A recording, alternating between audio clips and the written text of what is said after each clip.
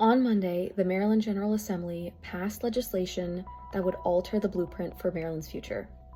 The new legislation would continue to fund community schools, that is, schools that receive concentration of poverty grants, but put a pause on collaborative time for teachers.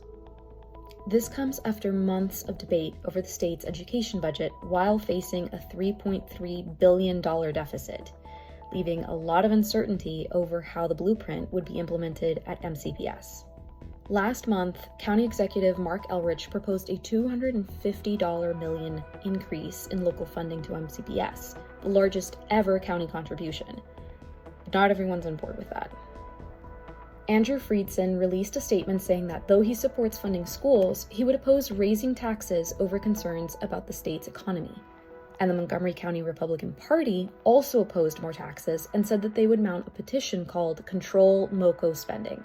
There are lots of recent conversations regarding local funding and state funding and national funding and what's going to happen with Department of Ed and all these different things. But it's really important to remember that the intent of the blueprint is really to serve our students, to increase their opportunities, to increase their well-being and their achievement. Right now, Maryland is facing a severe teacher shortage.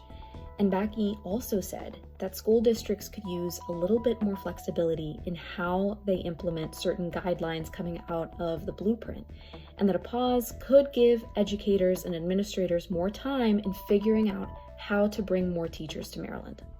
Well, if you want to address a teacher shortage, there are two important ways to do that. One is to enhance salaries, which we are trying to do in this upcoming budget. And the other is to improve working conditions. And when we can fix salaries and we can fix working conditions, then we won't have a teacher shortage anymore. The Maryland General Assembly has now passed a $67 billion budget, which includes $1.6 billion in tax and fee increases. The negotiated plan is now headed to Governor Moore to sign. Reporting for MCM, I'm Andrea Duran.